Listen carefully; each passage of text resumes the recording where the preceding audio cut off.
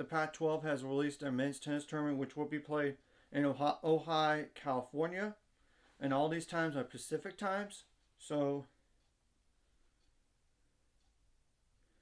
and for the sport, there's only like 9 teams, and it starts on April 26th and will last till April 29th. The 8th seed Arizona State takes on the 9th seed Oregon.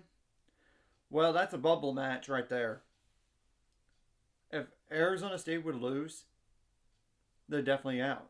But even if they win, they might be in trouble because that's at noon that day. Now April 27th, USC takes the 1 seed USC takes on the Arizona State Oregon match, which will be at 12. The problem for either one of those two bubble teams is simple. You're not likely going to beat USC, especially with Learner Tien now. But then again, last year Arizona was a 1 seed and they did not win the conference tournament. Now the 4 seed Stanford takes on the 5 seed Cal at 9 a.m.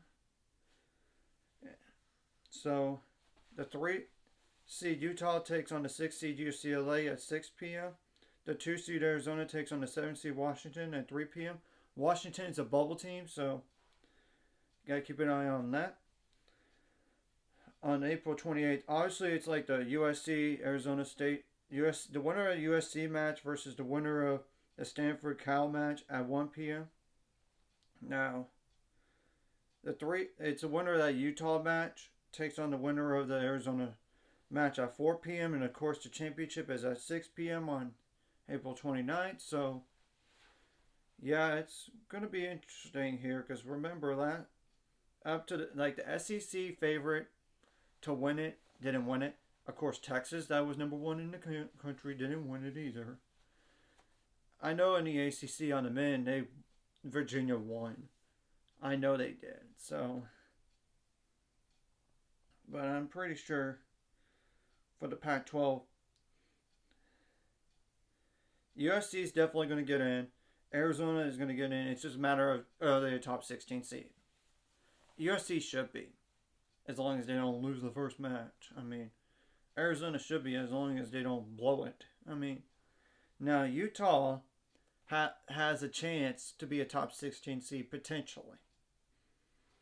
Stanford kind of blew it last weekend with 2 losses to Oregon and Washington, and they didn't have their best singles player, Arthur Ferry, play singles. So, but he played doubles though.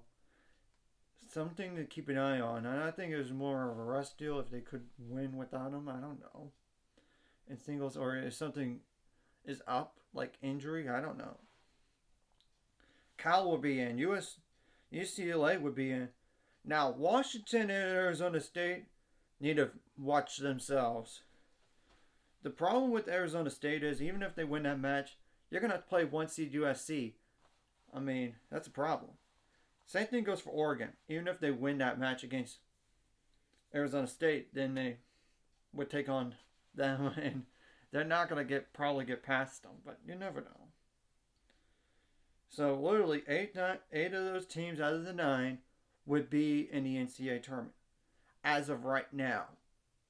But it could be less because if Arizona State were to lose to Oregon, for example, they would definitely out. But I think if Arizona State does win, they might still be in. But I don't know because Oklahoma State is like right next to them.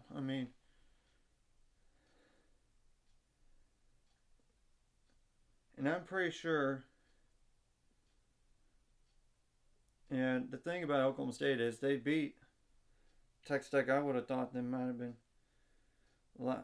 last week in the Big 12 tournament, and then they lost to TCU, but the eventual champion. But that was expected. It's a matter of will they get. That's an important match for Arizona State. Maybe a win, you're definitely in, but if definitely a loss, you're out. There's no question. And of course, same thing goes for Oregon.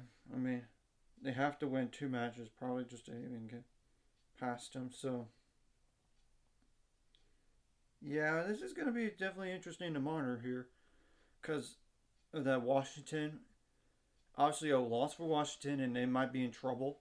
Same thing goes for Arizona State. Even if it's in the second round, they might just be done for. I mean, that's the truth.